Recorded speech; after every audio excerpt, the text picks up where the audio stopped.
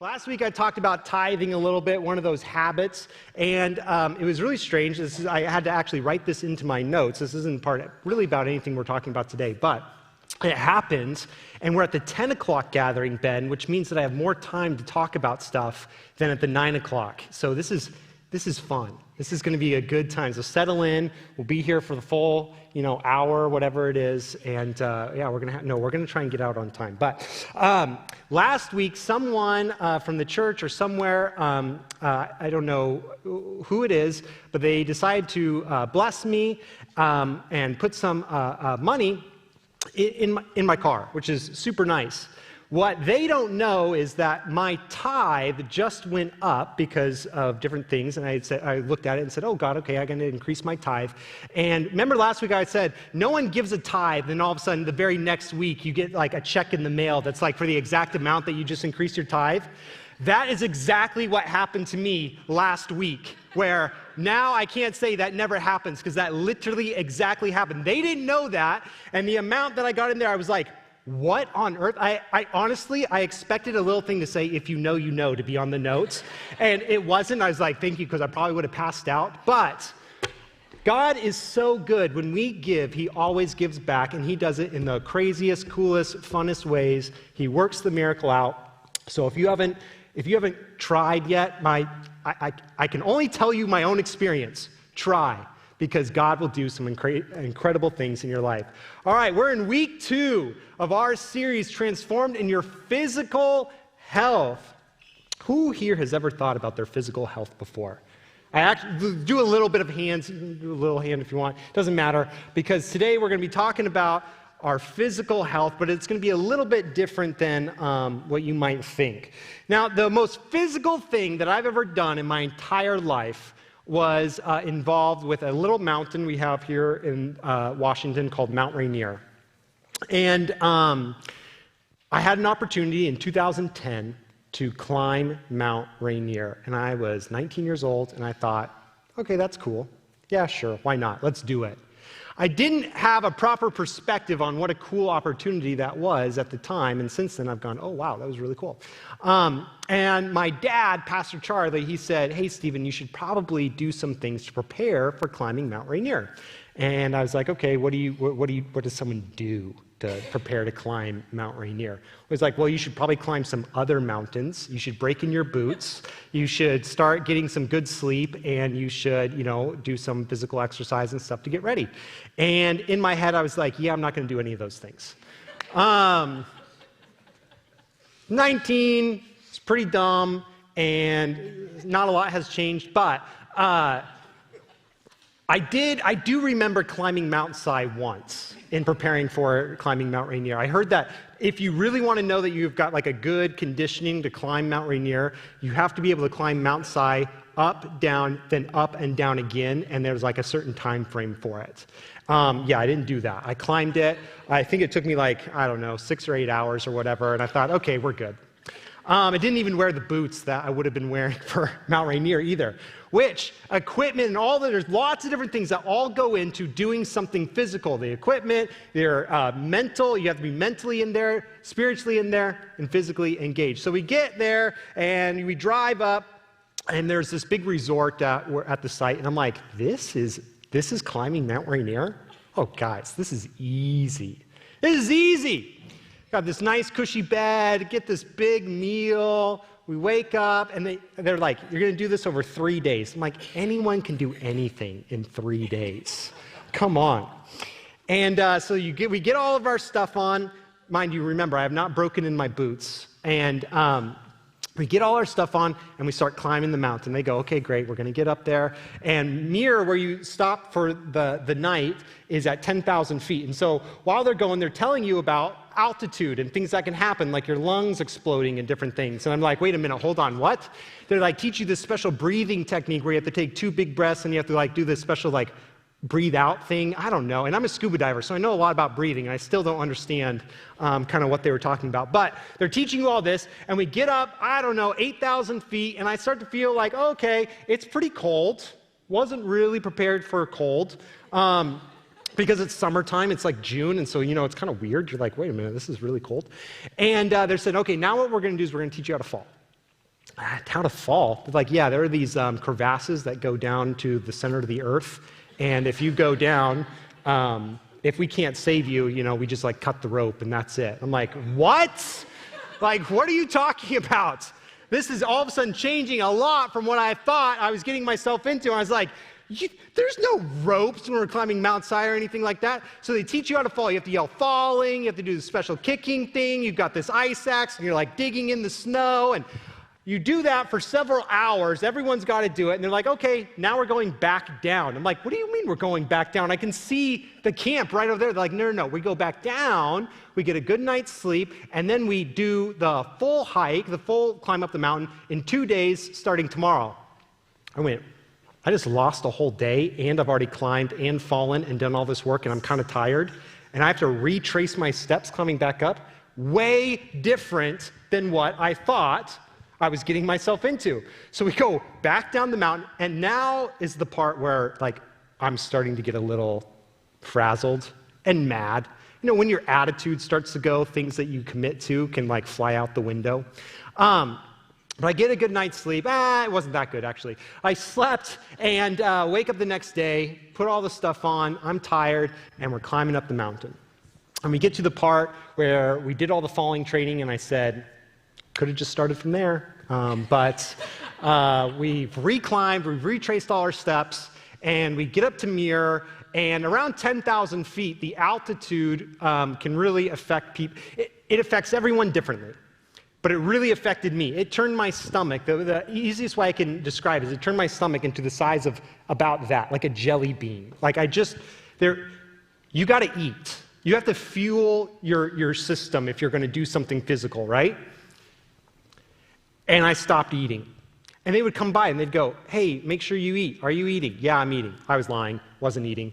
And they're like, okay, well, you got to make sure you're drinking fluids, you make sure you're eating, doing all this stuff. And it wasn't. We get to Muir. It's super cold, coldest I've ever been in my entire life. And they say, okay, you've got 3 hours, and then we're going to bed. I did the math, and I said, that's 5 p.m. What are you talking about? And they said, well, we're getting up at 2 a.m. to climb the rest of the way to the summit. I said, 2 a.m.? What? This is not anything that I thought I was getting myself into. Who goes to bed at 5 p.m.? Apparently the people who climb Mount Rainier like every other day, because they had no problem. We get shuffled into, and if you're in the military or had ever been in the military and have been in a barracks, God bless you, because this is the closest thing I think I ever got to that, and it was horrible. All right? This is like plywood sheets, it's cold, and there's, 40 of us just piled into this thing, stacked up like sardines, and I'm just going, it smells, it's 5:30 p.m., and I'm supposed to be sleeping, and yeah, there's no way. I think I fell asleep around like midnight, right? Woke up 2 hours later, because the guy's coming around, okay, he talks in the nice voice too, like you're just like, hey, this is really exciting, it's time to wake up. I'm like, okay. And I go to find my boots, and I had forgotten that I left my boots in a really bad spot. It was kind of near the door where I thought was going to be good, but because it was, freezing or below freezing, my boots were frozen. And I was like, well, this isn't good. And you have to put these spikes on your boots for the second half when you go up from Muir to the rest of the summit, because there's you got to do it so you don't die. That's the gist of it. There are things that you got to do so you don't die, right? And so you put these spikes on your boots, and you got to climb up this part of the mountain, and then you go across these ladders, because there's the crevasse that they said that if you fall, we're just going to cut the wire for you, and you're going to go down, and you're tied into everyone, and it's 2:30 in the morning, and the coldest you've ever been in your entire life, and I haven't been eating, and I didn't sleep, and at some point my brain started to go, I really don't want to be here. And once that happens, it's really easy to make a lot of circumstances work in your favor to not be in whatever situation that you want to be. After a while, we get to a point called the cleaver, which is my hell on earth, is the cleaver. It turns from ice to like this, I don't even know, gravel, basically. It's just like broken rock. And you have these spikes on your feet that you've got to like pick up and put down. So every step is like this far. And you're just falling as you're doing it, and turned over, and they're like, hey, make sure you eat. And I'm like, yeah, shut up, okay? It's not happening. And finally, I told them, I'm done. And they go, okay, can you eat something? I said, no. Don't ask me to eat anything. They're like, okay, but it's only like 800 more feet. I'm like, you're a liar. There's no way it's only 800 more feet. And he's like, no, it's really only 800 more feet. I said, there is no power on this planet that will get me to take one more step forward. And so I took myself out of climbing Mount Rainier. I did not summit. I quit. Looking back, what I realized was I got myself off the mountain because you have to climb back down. A helicopter didn't come by and some guy in a basket like Brian came, Brian Dickinson, that's what he would do. He'd pick you up and he'd go, let me take you down the mountain, right? That didn't happen. I climbed down the mountain myself. So obviously there was stuff still in the tank, but because I didn't prepare, because I didn't know, because I wasn't ready, I took myself out and I missed the opportunity to climb to the top of the mountain. And today we're talking about how we can take ourselves out of the race or not have the right perspective to be in the race and miss out on what God has for us. I had planned to reclimb or retry at least Mount Rainier in 2020, and then COVID happened. It was going to be the 10-year anniversary, and I had broken in my boots this time. But it's still something that I think about to this day, going, I can't believe I quit. I can't believe I quit. The staff here, the pastors, we all love you guys. We love this community. We think about you all the time. We pray for you. And I don't want anyone to ever experience the feeling that I can look back on with something that God has called you to do. God has called each and every single one of us to do something incredible, something far beyond anything we can possibly hope for or imagine, a better mountaintop experience than even Mount Rainier. So let's stay in the game. Let's stay in the race. Let's not quit. In fact, our verse is Hebrews 12, 1 and 2. And it says this: Therefore, since we are surrounded by such a great cloud of witnesses, let us throw off everything that hinders and the sin that so easily entangles. And let us run with perseverance the race marked out for us, fixing our eyes on Jesus, the pioneer and perfecter of faith. I have been in a physical sort of transformation, spiritual, it's all connected. ORU, I talked about this last week, mind, body, and spirit, right? They want all things. The whole person needs to be in balance, working together to do what God has called us to do. And one of the biggest things that helped ORU kind of go towards that, I think it was from the beginning, but they sent out these missionaries. This is the story. So if this is not true, someone else lied to me, but I'm going to tell you the story. The story is that they sent out these missionaries because at ORU there's a swim test. They make sure that you can swim. It's required to be able to swim. And you can get a doctor's note for it, but they really follow up on that. Because they sent out these missionaries, and they do this every single year to different parts of the world, and these missionaries were trying to cross a river, and they didn't know how to swim, and they both drowned. And so they weren't prepared. They weren't ready.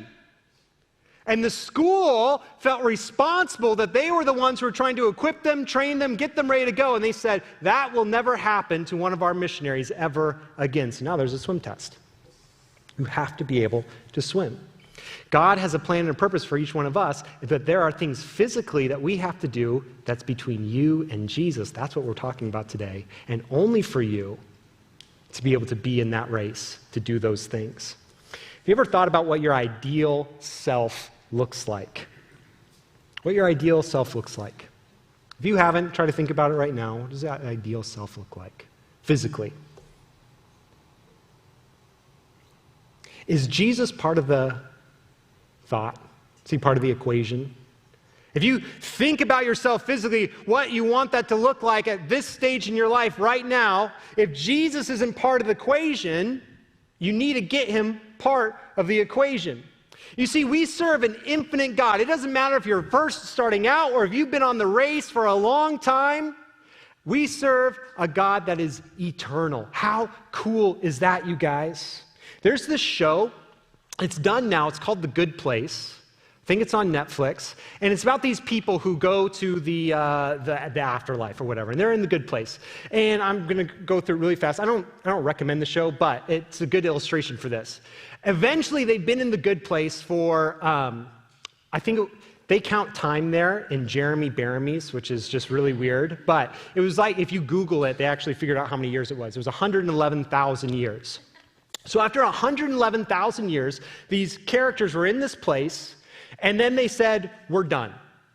There's nothing more that we can do. There's nothing more that we can experience. There's nothing more that we can change. We've done it all. We've experienced it all. And all of creation, all the universe, everything. It took us 111,000 years, and now we're done. They said, well, if you're done, you can walk through this door and kind of just stop being. They're like, that sounds good, because there's nothing else to do. That's not heaven. God is eternal, which means it doesn't matter if you've been in the race for 1,000 years or a day. An infinite God, there's always something new for us to be learning, something for us to be growing in, something for us to be doing. He is always molding. He is always working. He is always doing stuff. There is never going to be an end. The Pharisees thought that they had arrived at a certain place, and when Jesus came and showed them that maybe they weren't as great as they thought they were, they murdered him. So my encouragement to you is that if you think, oh, I'm good, talk to Jesus. Because maybe, just maybe, there's an area of your life, physically, that you can still be working on for his kingdom and glory. Also, we don't want to do this alone. There's group launch this weekend, different community groups that you can sign up for. We were created for community. We were created to do this together. And so we want to do this together. Now, what this talk is not today is not a how-to on working out. It's not a how-to on what to eat or what not to eat. Honestly, it's really complicated, and I don't understand it. Being healthy seems expensive from my perspective. And so I was watching some other talks. Because, there's talks online and different things that you can do, but it doesn't substitute being part of a local church. And I was watching things, and they were talking about things that were specific to them. And so my notes started turning into, well, if you are 33 years old and you're a guy and you look just like me, then here's some steps that you can follow to look exactly like me. And God spoke to me really clearly and said, that's wrong. That's not going to be helpful. They're coming to church, not a gym.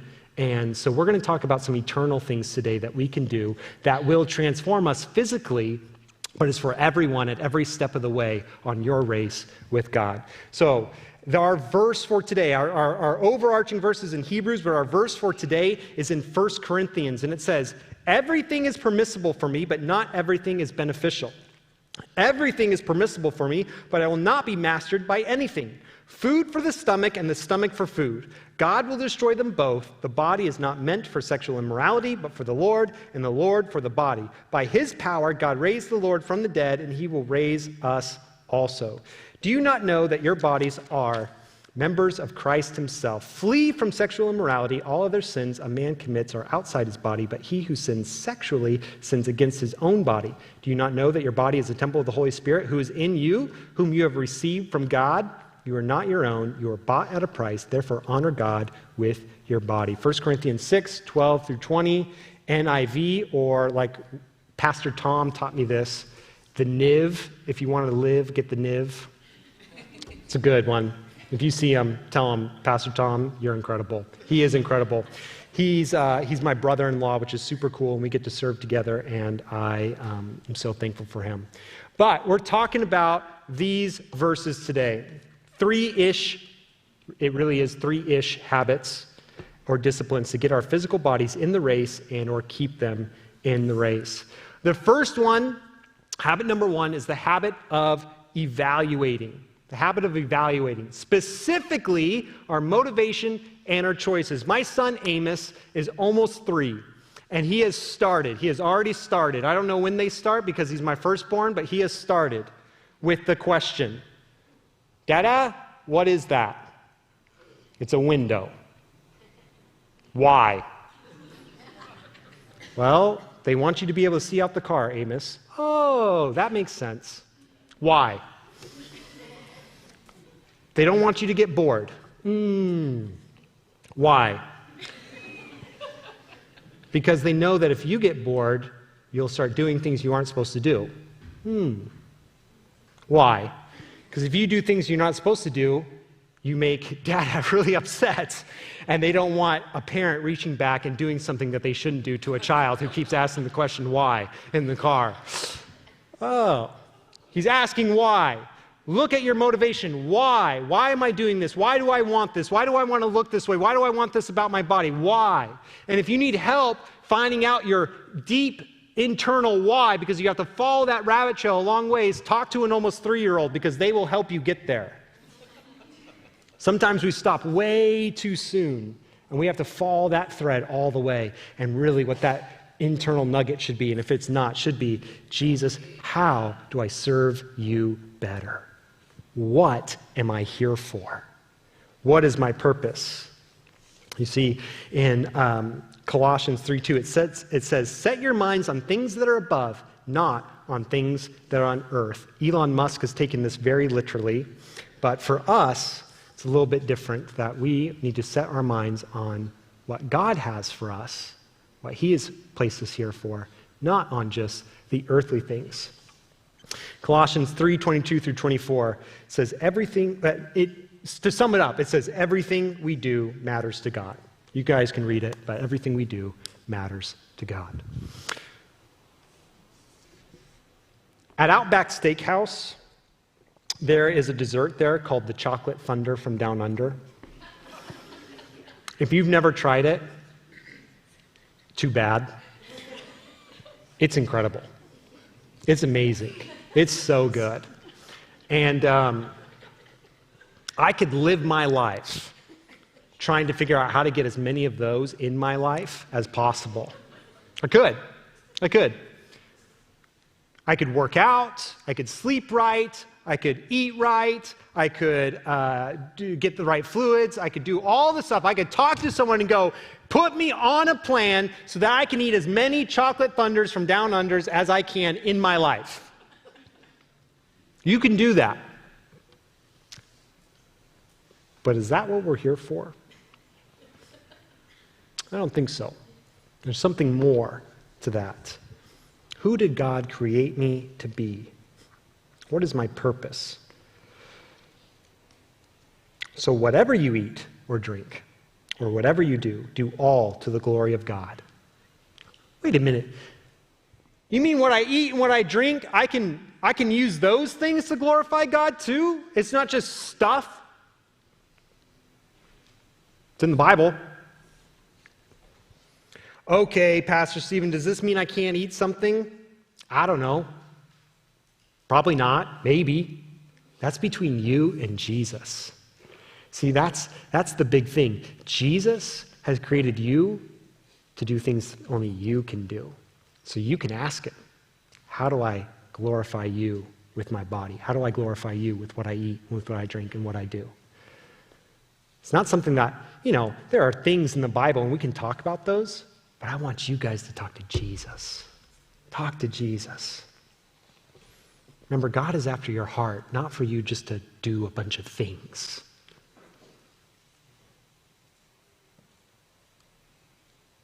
And once he has it, he starts to change it. And those things that seem hard, those steps of obedience that we have to take start to get easier because we know, hey, I'm on the right path though. I'm on my race, and I'm doing this for God, for the reason that I'm here for.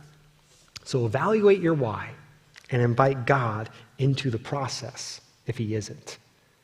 Because that will start to change how you see yourself physically and what you're here for. Habit number 2, flee from sexual sin. In the spring of the year, when the kings normally go out to war, David sent Joab and the Israelite army to fight the Ammonites. However, David stayed behind in Jerusalem. 2 Samuel 11:1. Slippery slopes can really cause problems. And having the perspective to be able to see them can really help. You see, David, what does it say? In the spring of the year, when kings normally go out to war, David sent Joab and the Israelite army. That means David wasn't there. Maybe he told himself he had fought enough. Maybe that he deserved a break. Hey, I'm the king. I'm a big deal. I'm going to stay safe. So where does he find himself? On a roof, his roof, one of his roofs. I don't know. He had a couple houses probably. And he sees this lady, Bathsheba, and she's bathing. He's like, whoa. Didn't know that was going to happen. I think he totally knew what he was doing. Tells his servants to send for her. She comes. Gets to know her. Wrong. Already, we're in scuba diving, we call it the pit of doom. And it starts off like this, and then it goes like this. When there's one thing, if you don't solve that thing, it's just going to keep going until doom at the bottom. And David right now is deep. Get to know her, sleeps with her. Okay. It's only one time. Only one time. Nothing bad is going to happen. No one will find out. She gets pregnant. Uh-oh. King David is a total schemer. The guy had plots and plans and stuff, and he was working stuff out. I mean, he would put people in Game of Thrones to shame with how he would orchestrate things. And here's one of the examples. He sees the problem, and he thinks, okay, I'll be able to cover this up. So he sends for Uriah, the husband of the woman that he slept with, to come over, back from the war, where he should be. And he says, hey, go sleep with Uriah. You deserve a break, right? All the things he told himself, now he's telling Uriah. But Uriah goes, no, not going to do that. Man of integrity, there's no way.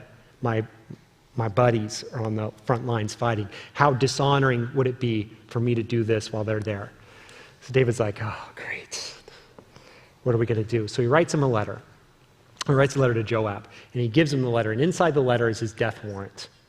Talk about an example of a dead man walking. He's taking his own execution orders to Joab, where David said, send Uriah to where all the fighting is the worst, and when it gets the baddest can possibly, pull everyone back. Joab, also not a great dude, goes, okay. And Uriah was killed. David abused his power, violated Bathsheba, committed adultery, wrecked a family, murdered Uriah, and now he thinks he's gotten away with it all. Until a man of God named Nathan comes and says, hey, David, just want to let you know, I got a story for you. And he tells him the story, and David is ready. In the story, he talks about this guy who's taking a sheep from another guy. And David is ready to murder the man who has taken a sheep from this poor man. And Nathan looks at him and goes, you are that man. And David knows he's been found out. He can't hide things from God. And Bathsheba's pregnant, and she's going to have this baby. And don't we know it that our sin has consequences? And it can take us out of the race. That baby was born, it got sick, and it died because of David's sin. Now, David was able to repent, which is so cool because you see, there is no sin, no place that we're too far from God redeeming and saying, hey, we can get you back in the race. But the fastest way to take you out of a race, and the enemy has been using this for all of human time, is sexual sin. It's simple, it's effective, and he doesn't have to work that hard at it. Another guy in the Bible, Samson. Have you ever seen someone before and you just look at them and you kind of go, you wonder if they're the same species as you are? Like The Rock is kind of like that. I just read something that he's trying to put on 22 more pounds of muscle for an upcoming movie role that he's in. And I look at him and I go, I don't think that's possible. But what do I know? I don't know a lot. But I just look at him and I go, I don't think that's possible. And then if he is able to do it, I'm like, I don't think he and I are the same species.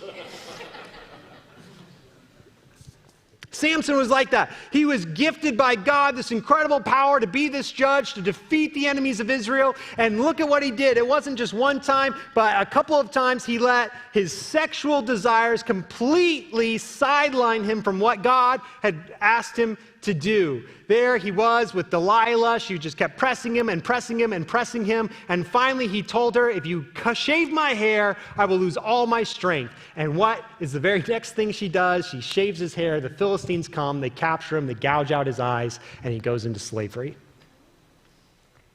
And guess what? He was taken out of the race. He took himself out of the race. He is now a slave to the Philistines. Like David, there came a point where he said, God, please remember me.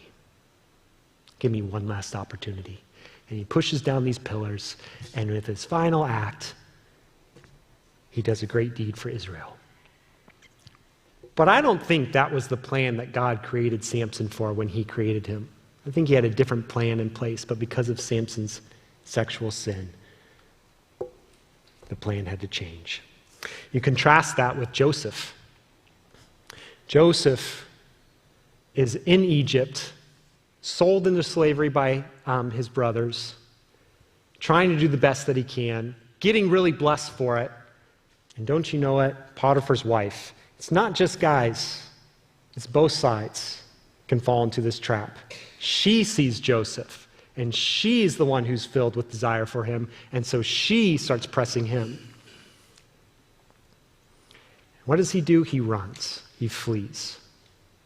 And she's got his coat, and she tells her husband, and Joseph is thrown in jail. Which, when you think about it, sounds bad.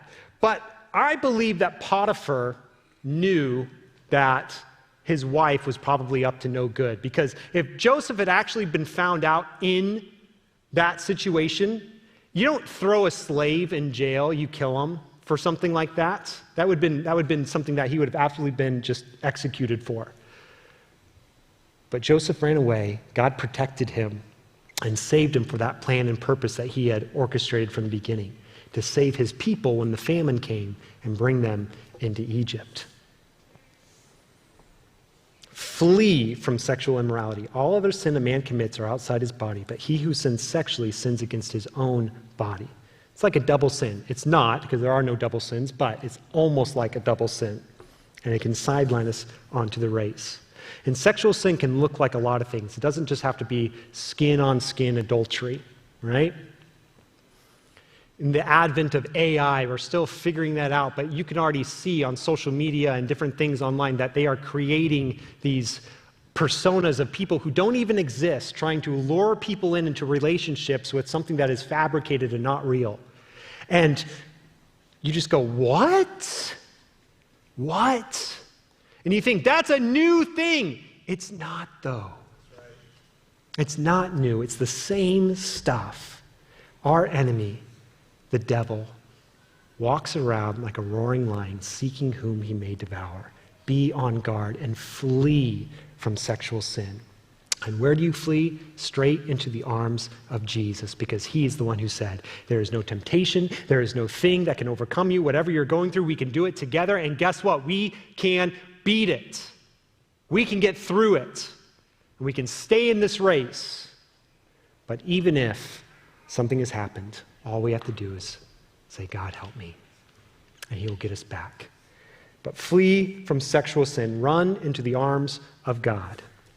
Stay in the race. Habit number 3, ish. Kind of a long one with a period. That's why it's an ish. Thanking God for the body that we have, period, and using it for his kingdom. Psalm 139, 13 through 16. For you created my inmost being. You knit me together in my mother's womb. I praise you because I am fearfully and wonderfully made. Your works are beautiful. I know that full well. My frame was not hidden from you when I was made in the secret place.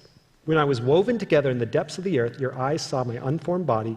All the days ordained for me were written in your book before one of them came to be. God created you. God created me. He created us for a plan and a purpose that only we can do. He's not going to look at me when it's all said and done and go, Stephen, how come you didn't run Ryan Gosling's race? And I'm going to be really happy for that, because I'm going to go, I don't know how to sing that special song. and I really don't want to fight people on a beach with floaties and different stuff. He's going to look at me and go, Stephen, did you run the race that I created you for? Did you run something that I created you for? Before you were even created, I had predestined and planned for you something. Whoa. So if he created us, don't compare yourself to someone else. Don't compare your race to someone else's race. You know, we say a lot, people will say a lot, you got to be like Jesus. Yeah. But Jesus is Jesus, and you are you. So do the thing that God created you to do, and don't take Jesus' job away from him, because if you try to do Jesus' job, I promise you, it's not going to turn out very well. Remember, he went to the cross. So if you're prepared to do that, oh, God's got something for you. Be obedient. For we are his workmanship, created in Christ Jesus for good works, which God prepared beforehand that we should walk in them. Not only did God create each of us uniquely, but he also sent Jesus, who then paid the price for these bodies. We have been bought, we've been purchased with a price, a heavy price, a high price. So now God is saying, hey, you are mine, you belong to me, your body belongs to me. Guess what? There's a plan for you. We can walk this out together. You can see something that's beyond anything you can possibly hope for, but we have to do it together. You have to acknowledge that it doesn't actually belong to you, and if it doesn't belong to us, then we've got to use it for his kingdom, and we've got to take care of it. We have to use it correctly. Whatever that means for you, remember, don't compare it. Talk to Jesus about what he has for you. And then do it and watch. You will be transformed. Moses would meet with God regularly. And guess what? His physical self was transformed. They took like a veil and they threw it over him. They're like, we got to cover you up. It's like, what are you talking about? You're like glowing, Moses. Doing what God has called us to do, getting with God, knowing what our plan, our purpose is, and walking that out will change us physically, because it'll get our minds in the right place, it'll get our hearts in the right place, it'll keep us on the race, and we'll be able to do the thing that God has for us. And thank him that he gave you a body to do whatever it is that he called you to do. Thank him for it. Don't compare it. Don't say, oh, if I could just. Say, God, how can I serve you better? And then figure out a plan or a system or a thing that you can do to get there. And if you don't know how to do that, Pastor Kevin, oh, he can help you. This guy, he was at 24 Hour Fitness. He is one of my best friends. I love him. He is so encouraging. He has helped me with different things to help me get in a place where I can serve God better. 24 Hour Fitness implies, it's open 24 hours. And I think Pastor Kevin was there 23 and a half of the 24 hours, helping other people, right? That's what he does. God has put inside of his heart, he wants to help people in all the different levels of their life. So if you need help in this one, if you're like, I actually don't know. I literally don't know. I think a lot of us know, but we just don't want to acknowledge it. But if you really don't know, talk to Pastor Kevin, talk to a professional. They can get you on the path. They can set you on a place where then you can go, okay, I see how I can be used by God when I'm getting here. Evaluate your motivation. Flee from sexual immorality. Thank God for your body. Thank him for it. And then use it to do what he created you to do. Let's pray. God, thank you that you created each and every single one of us. Thank you that we are unique, that we are special, that you know us and that you want to get us to know you. Lord, I pray that we can keep our eyes fixed upon you, that we would not get entangled, we would not get tripped up, we would not let sexual sin take us out of the race. But God, in all things we would evaluate, we would look to you as our motivation, author, and perfecter of our faith, and we would see ourselves transformed to be more like who you have called us to be. Lord, let every single person here experience that and not have a single regret ever saying, I wish, or I can't believe I quit. But God, that you take it all and you make it good. In your mighty name, amen.